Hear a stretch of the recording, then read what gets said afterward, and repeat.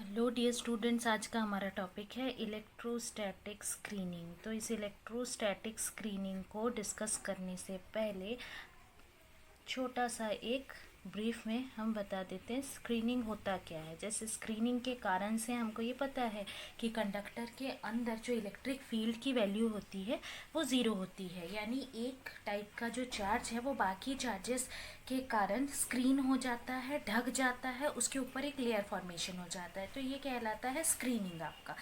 यहाँ पर electrostatic screening को हमको डिफाइन करना है डाइलेक्ट्रिक फंक्शन के फॉर्म पे। तो यहाँ पे सबसे पहले तो हम अपने जो अभी तक के कुछ डेफिनेशंस थे, जैसे कि हमने अभी डिराइव किया था इसके पहले, d is equals to E plus 4πp is equals to epsilon E. इसको ले लेते हैं, ये मान लेते हैं इक्वेशन नंबर 1 है। इस इक्वेशन का अगर हम डाइवर्जेंस ले तो divergence D is equals to आपको मिल जाएगा divergence epsilon E, which is equals to आप लिख सकते हैं 4π एक्सटर्नल। ये हो जाएगा आपका इक्वेशन 2। और उसी तरीके से हम ले सकते हैं डाइवर्जेंस ई का, विच इज़ इक्वल्स टू 4π और this is equals to 4π external plus induced. ये डेरिवेशन हम ऑलरेडी कर चुके हैं, इसीलिए यहाँ दोबारा नहीं बताया जा रहा है। इक्वेशन नंबर 2 से आप देख सकते हो divergence D is equals to divergence epsilon E लिख सकते हैं, और this is equals to epsilon divergence E. और हम एप्सिलॉन को लिख सकते हैं divergence D upon divergence E के बराबर, which is equals to 4π external upon 4π which is equals to external upon. अब हमें ये पता है कि जो टोटल चार्ज डेंसिटी है is equals to external plus induced. ये डेरिवेशन इसीलिए हम शुरुआत में कर रहे हैं क्योंकि इसको आगे हमको थ्योरी में लेना है, इस वजह से। और हम यहाँ पे लिख सकते हैं external is equals to minus induced. ये हो गया आपका इक्वेशन नंबर 4। यहाँ से अब हमको ये पता है कि del phi external is equals to D, तो माइनस डेल स्क्वायर फाई, या इसी का डाइवर्जेंस आप ले लोगे तो फिर डेल स्क्वायर फाई हो जाएगा। External is equals to del D, और हम इसे लिख सकते हैं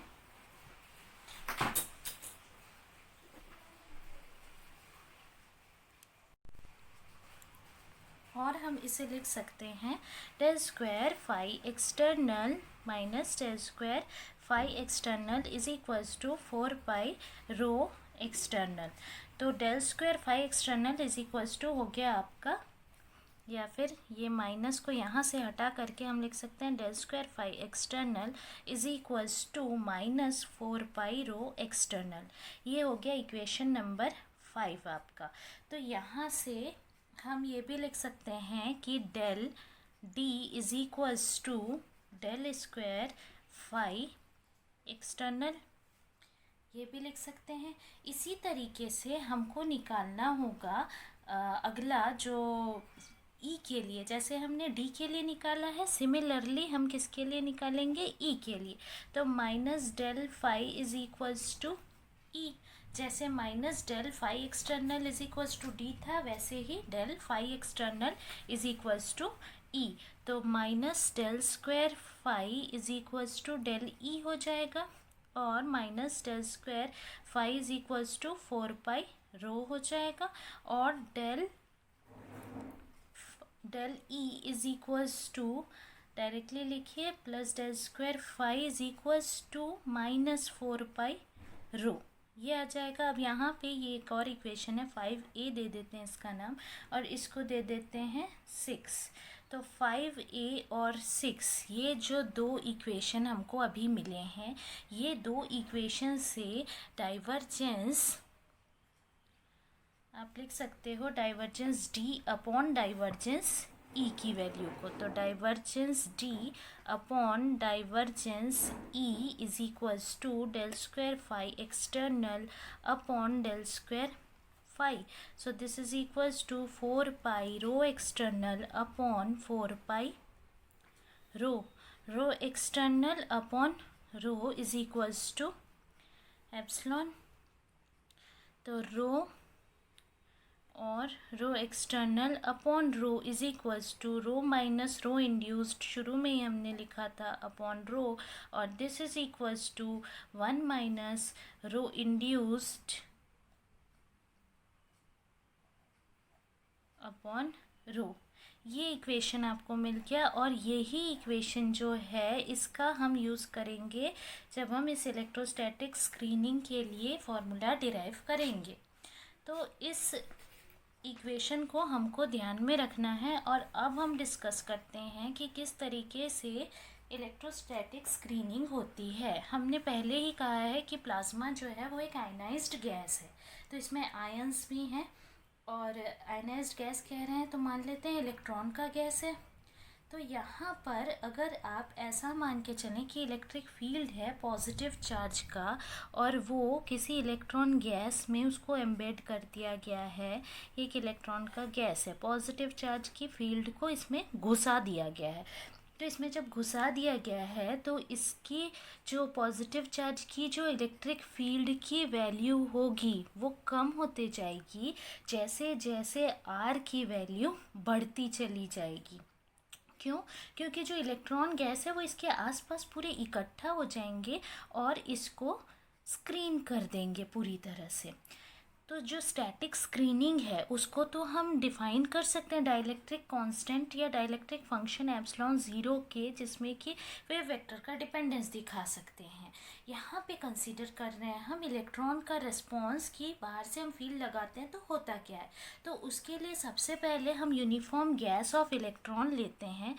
ये गैस ऑफ इलेक्ट्रॉन मान लीजिए हमने लिया है, और ये इसका जो कंसंट्रेशन है, इलेक्ट्रॉन गैस का कंसंट्रेशन हम ले रहे हैं -n0e के बराबर, और उसको हम सुपरपोज कर रहे हैं किसके ऊपर, बैकग्राउंड अब पॉजिटिव चार्ज का ले रहे हैं, और जो पॉजिटिव चार्ज का कंसंट्रेशन है वो हम कंसीडर कर रहे हैं n0e। हमने लिया है बैकग्राउंड पॉजिटिव चार्ज का, ठीक है, बैकग्राउंड है पॉजिटिव चार्ज का, कंसंट्रेशन है n0e, और इलेक्ट्रॉन गैस को उसके ऊपर एम्बेड कर दिया गया है जिसका कंसंट्रेशन है -n0e। अब मान लेते हैं कि जो पॉजिटिव चार्ज का बैकग्राउंड है वो थोड़ा सा डिफॉर्म हो जाता है, और डिफॉर्म हो करके कुछ वेरिएशन प्रोड्यूस करता है पॉजिटिव चार्ज डेंसिटी में। तो वो वेरिएशन कितना प्रोड्यूस करेगा, यहाँ पे एक जस्ट एजम्पशन हम ले रहे हैं कि वो rho plus x is equals to n0e plus rho external के साइन के एक्स, इतना वेरिएशन वो प्रोड्यूस कर रहा है। ये जो रो एक्सटर्नल के साइन के एक्स है ये इलेक्ट्रोस्टैटिक फील्ड को प्रोड्यूस कर रहा है, हम ये कह सकते हैं, या फिर हम कह सकते हैं कि ये एक्सटर्नल फील्ड है जिसको हमने अप्लाई किया, उसके कारण से जो चार्ज डेंसिटी है उसकी वैल्यू है। जो इलेक्ट्रॉन गैस है वो पूरी तरह से डिफॉर्म होगा, पूरे ये पॉजिटिव चार्ज वाले की बात करिए हमने, वैसे ही इलेक्ट्रॉन गैस जो है वो भी डिफॉर्म हो जाएगा। वो जब डिफॉर्म होगा तो वहाँ का जो चार्ज डेंसिटी है उसको हम डिनोट करेंगे -n0e प्लस रो इंड्यूस्ड के साइन के एक्स से। तो जो इलेक्ट्रॉन गैस है वो डिफॉर्म हुआ पॉजिटिव ने कंबाइन इन्फ्लुएंस से, किसके कंबाइन इन्फ्लुएंस से, इलेक्ट्रोस्टैटिक पोटेंशियल फाई एक्सटर्नल के जो कि charge distribution positive charge distribution का है, और एक इंड्यूस पोटेंशियल फाई इंड्यूस्ड के कारण जो प्रोड्यूस हो रहा है रो इंड्यूस्ड उससे। तो रो इंड्यूस जो है वो मान के चलते हैं चार्ज डेंसिटी का वेरिएशन है जो कि इलेक्ट्रॉन गैस में इंड्यूस हुआ है। तो हमको रो इंड्यूस को निकालना है रो एक्सटर्नल के फॉर्म पे। तो यहाँ तक के हमको क्लियर है, हमने पॉजिटिव चार्ज का बैकग्राउंड लिया जिसका कंसंट्रेशन n0e है, इलेक्ट्रॉन को उसके ऊपर सुपरपोज कर दिया जिसका कंसंट्रेशन -n0e है। अब हमने डिफॉर्म कर दिया पॉजिटिव वाले को डिफॉर्म करने से चार्ज डेंसिटी चेंज हो गई, n0e पहले कंसंट्रेशन था वो बदल गया, इसके साथ आ गया रो एक्सटर्नल के साइन के एक्स, वैसे ही नेगेटिव के साथ भी हुआ, इलेक्ट्रॉन्स के साथ भी हुआ। अब यहाँ पे जब हमको रो इंड्यूस्ड को निकालना है रो एक्सटर्नल के फॉर्म पे, तो हमको इलेक्ट्रोस्टैटिक पोटेंशियल की जो वैल्यू है उसके बारे में पता होना चाहिए। एक पॉइजन डिस्ट्रीब्यूशन दिया जाता है जिसमें del square phi is equals to हम लिखते हैं -4 पाई रो के बराबर। तो यहाँ पर एक और साथ में हम लिखते हैं and E is equals to minus del phi. Positive charge के लिए phi is equals to phi external के साइन के एक्स, जिसके के कारण रो की वैल्यू भी उस वैसे ही हो गई, वैसे ही रो इज इक्वल्स टू तो फिर हो गया रो एक्सटर्नल के साइन के एक्स। अब हम फाई की इस वैल्यू को उठा करके कहाँ सब्स्टिट्यूट करेंगे, इस वाले इक्वेशन में। तो इस वाले इक्वेशन में जब हम इसको सब्स्टिट्यूट करेंगे तो देखना हमको क्या मिलेगा। Phi is equals to del square phi is equals to हमारा इक्वेशन -4 पाई रो। तो डेल स्क्वायर फाई की वैल्यू हो गई आपके पास फाई एक्सटर्नल के साइन के x, this is equals to -4 pi rho external के साइन के एक्स। तो डेल करना है, डिफ्रेंशिएट करना है, एक बार करें डेल के फाई एक्सटर्नल के साइन का हो गया आपका cos k x which is equals to -4 pi rho external के साइन के एक्स। दूसरी बार किया -k² फाई एक्सटर्नल के कॉस का हो गया साइन के x which is equals to -4 pi rho external के साइन के एक्स। तो हमने अब इसको कैसे लिखा, k² फाई एक्सटर्नल के साइन कैंसिल हो गया is equals to 4 pi rho external k. ये आ गया आपके पास एक इक्वेशन।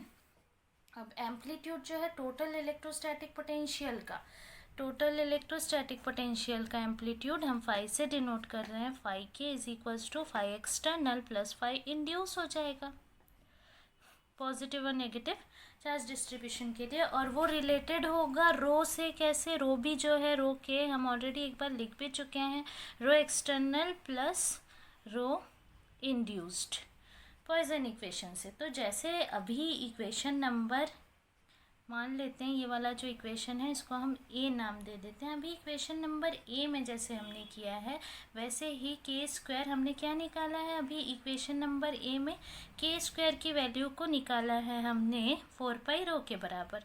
तो k² phi k is equals to 4 pi rho function of k। अब यहाँ पे इलेक्ट्रॉन कंसंट्रेशन को हमको इलेक्ट्रोस्टैटिक पोटेंशियल के साथ कोरिलेट करना है, तो इसके लिए हम लेंगे थॉमस फर्मी का अप्रॉक्सीमेशन। अब ये थॉमस फर्मी का अप्रॉक्सीमेशन जो है ये क्या होता है, थॉमस फर्मी अप्रॉक्सीमेशन जो है ये कंसीडर करता है केमिकल पोटेंशियल को। थॉमस फर्मी अप्रॉक्सीमेशन के हिसाब से केमिकल पोटेंशियल जो है वो एनर्जी एब्जॉर्ब या एनर्जी रिलीज्ड जो होती है उसको हम केमिकल पोटेंशियल कहते हैं, और उसकी वजह से जो नंबर ऑफ पार्टिकल्स हैं वो बदल जाते हैं। जैसे कि फेज चेंज होने से होता है, फेज चेंज होने से सॉलिड से लिक्विड हो गया तो नंबर ऑफ पार्टिकल्स या पार्टिकल कंसंट्रेशन तो आपका चेंज हो जाएगा। तो केमिकल पोटेंशियल को डिफाइन किया जाता है कि इसके फंक्शन के फॉर्म पे, इलेक्ट्रॉन कंसंट्रेशन के फॉर्म पे।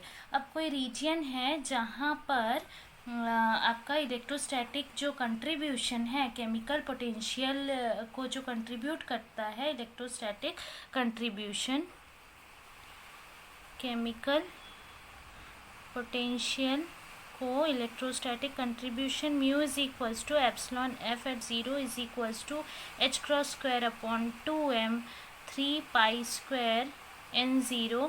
ये आपका फर्मी एनर्जी जो है उसकी वैल्यू है होल रेज टू 2/3। अब जहाँ पे इलेक्ट्रोस्टैटिक पोटेंशियल आपका फाई एक्स है वहाँ पर टोटल केमिकल पोटेंशियल जो है वो हो जाएगा कांस्टेंट, और म्यू इज इक्वल्स टू आप epsilon F N x minus लिख सकते हैं E phi x which is equals to h² upon 2m into 3 pi N x whole raise to 2/3 minus E phi x, ऐसा लिख सकते हैं which is equals to h² upon 2m 3 पाई² n0 whole raised to 2/3 which is approximately equals to epsilon f n0, जहाँ पे epsilon f आपका क्या है, लोकल वैल्यू है फर्मी एनर्जी का, और ये एक्सप्रेशन जो है ये स्टैटिक इलेक्ट्रोस्टैटिक पोटेंशियल के लिए एप्लीकेबल होता है। यहाँ पे एक डायग्राम हम देख लेते हैं केमिकल पोटेंशियल का। तो केमिकल पोटेंशियल का एक छोटा सा डायग्राम देखते हैं। यहाँ पे मान लेते हैं ये एक केमिकल पोटेंशियल म्यू जो है, म्यू से डिनोट किया जाता है केमिकल पोटेंशियल को। ये है आपका केमिकल पोटेंशियल, ये ज़ीरो है, यानी नॉर्मल इलेक्ट्रॉन कंसंट्रेशन का रीजियन ये होगा, नॉर्मल इलेक्ट्रॉन का कंसंट्रेशन। अच्छा, यहाँ पे अब ये थोड़ा सा चेंज आ गया, ये मान लेते हैं अगर आर है आपका, ये एनहेंस्ड इलेक्ट्रॉन कंसंट्रेशन का रीजियन है, यानी यहाँ पे इलेक्ट्रॉन कंसंट्रेशन ज़्यादा है, और ये जो है आपका ये वाला टर्म है E5x, इसीलिए हमने इसको माइनस कर दिया जब हमने केमिकल पोटेंशियल को निकाला हुआ है। तो कांस्टेंट रखने के लिए केमिकल पोटेंशियल को हमको कांस्टेंट जब रखना है तो हम कंसंट्रेशन को बढ़ा देते हैं जहाँ पे पोटेंशियल एनर्जी मिनिमम होती है, और हम कंसंट्रेशन को कम कर देते हैं जहाँ पे पोटेंशियल एनर्जी की वैल्यू जो है वो कम होती है। अब हमने ये इक्वेशन निकाला है एप्सिलॉन एफ वाला। अब उसी इक्वेशन में से epsilon F N x minus E5x is equals to epsilon F n0, ये हमने निकाला। अब इसी इक्वेशन को हम थोड़ा सा एक्सपेंड करेंगे टेलर सीरीज़ के टर्म्स में। तो टेलर सीरीज़ एक्सपेंशन हम इसमें करेंगे और इसकी वैल्यू को निकालेंगे। टेलर सीरीज़ सबको पता है, f(x0 + h is equals to f(x0 + h upon factorial 1), इस तरीके से एक्सपेंड करते हैं। तो सीधे इसको एक्सपेंड कर लेते हैं हम, plus nx minus n0 into D epsilon F upon dn0 minus E5x is equals to epsilon F at n0। तो ये कैंसिल हो जाएगा, आपका बचेगा सिर्फ ये nx minus n0 D epsilon F upon dn0 minus E5x is equals to 0। अब हमारे को ये पता है कि D epsilon F upon dn0 is equals to 2 epsilon F upon 3n0। अगर हम कंसिडर करते हैं when 2 epsilon F upon 3n0 N x minus n0 is equals to E5x, तो nx माइनस n0 जो है इसकी वैल्यू आपको मिल जाएगी 3n0 upon 2 epsilon F E5x। यहाँ पे जो LHS है ये इंड्यूस्ड पार्ट है इलेक्ट्रॉन कंसंट्रेशन का, और इसीलिए इसका जो फूरियर कंपोनेंट हो जाएगा वो होगा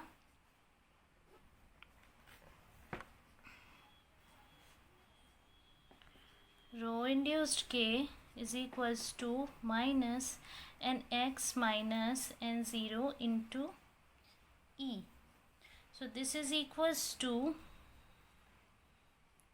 minus 3n0 E square upon 2 epsilon f phi of k। अब हमने शुरू में यहाँ से रो इंड्यूस जो k है इसको अगर हम फाई की वैल्यू को सब्स्टिट्यूट कर दें तो फाई हमने निकाला था 4 पाई रो अपॉन के स्क्वायर। तो 4 पाई रो अपॉन के स्क्वायर सब्स्टिट्यूट करने पे आपको यहाँ पे मिलेगा -6 pi n0 E square rho upon epsilon F into के स्क्वायर। अब वो शुरू वाला इक्वेशन जिसको हमने कहा था कि इसका यूज़ हम करेंगे, तो उस शुरू वाले इक्वेशन की वैल्यू को अब हमको यहाँ पे सब्स्टिट्यूट करना है। Epsilon k is equals to 1 minus rho induced upon rho. तो epsilon k is equals to वो हो जाएगा 1 + 6 pi n0 E square rho k upon epsilon F k square rho k. तो ये कैंसिल हो गया आपका, which is equals to 1 plus 6πn0 E square upon epsilon F into के square, और k S square is equals to 6πn0 E square upon epsilon F. ये जो k S square है ये कहलाता है screening length, Thomas Fermi screening length कहलाता है। तो एप्सिलॉन 0 के आपका आ जाएगा इज इक्वल्स टू 1 माइनस, जैसे पहले रो इंड्यूस्ड अपॉन रो था, which is equals to 1 plus k S square upon के स्क्वायर। ये जो है के एस, इसको हम स्क्रीनिंग पोटेंशियल कहते हैं। 1 अपॉन के एस जो होता है उसको हम कहते हैं स्क्रीनिंग लेंथ। एप्सिलॉन 0 के जो है यहाँ पे उसे कहा जाता है Fermi Thomas dielectric function. K S square की वैल्यू आपको मिली 6πn0 E square upon epsilon F, and epsilon F जो है is equals to H cross square upon 2m। Fermi energy है ये 3π² होल रेज टू 2/3। तो फिर के एस स्क्वायर यहाँ पे सब्स्टिट्यूट करने पे आपको मिलेगा 6πn0 E square into 2m upon H cross square 1/3π² whole raise to 2/3। जब आप इसको सॉल्व करते हैं तो फिर सॉल्व करने पे this is equals to 12πn0 E square m upon H cross square 1/3 raise to 2/3 pi raise to 4/3 n0 raise to 2/3, which is equals to 4 into 3π, ऐसा लिख सकते हैं आप 3π 1 minus 4/3 into n0 1 minus 2/3 E square m upon 3 raise to 2/3 h cross square, which is equals to 4 3 upon pi 1/3 n0 raised to 1/3 m e square upon h cross square। तो आपको K S square is equals to मिल जाएगा 4 into 3 upon pi raise to 1/3 n0 raise to 1/3 into 1 upon a0, जहाँ पे a0 जो है वो आपका है बोर रेडियस। यहाँ पे के एस स्क्वायर की वैल्यू आपकी 6s स्क्वायर, हमने 6πn0 के एस स्क्वायर की वैल्यू ऑलरेडी हम निकाल चुके हैं। तो के एस स्क्वायर आपका जो है is equals to 6πn0 E square upon epsilon F है। तो यहाँ से आपको डेंसिटी ऑफ स्टेट्स भी आप निकाल सकते हैं। D epsilon F is equals to 3n0 upon 2 epsilon F.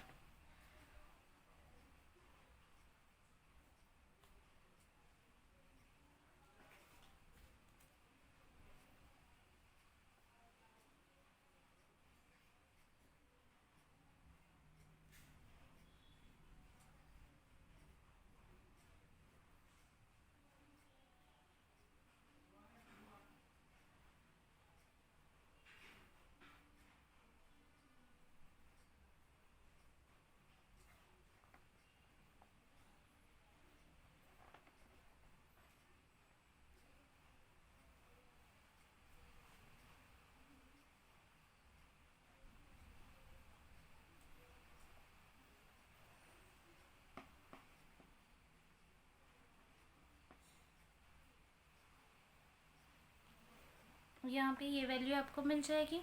तो ये सारे इक्वेशन से फाइनली के एस स्क्वायर की आप क्या वैल्यू निकाल पाओगे। Therefore k S square is equals to 6πn0 E square upon epsilon F हम लिख रहे थे is equals to 4 into 3 upon pi raise to 1/3 into n0 raise to 1/3 upon A cube, और इसको हम लिख सकते हैं फाइनली 4πe²d। यही वाला इक्वेशन जो है यही वाला इक्वेशन है। तो इस तरीके से हम आसानी से निकाल सकते हैं Thomas Fermi approximation, Thomas Fermi dielectric function को। और ये जो के एस स्क्वायर है हमने पहले बताया था ये आपका है स्क्रीन पोटेंशियल, लेकिन इसके बारे में और हम डिस्कस करेंगे आगे। डेंसिटी ऑफ स्टेट्स किस तरीके से वेरी करता है ये डिस्कस करेंगे जब हम स्क्रीन कूलम पोटेंशियल को पढ़ेंगे। तो आज के लिए इतना ही। Thank you.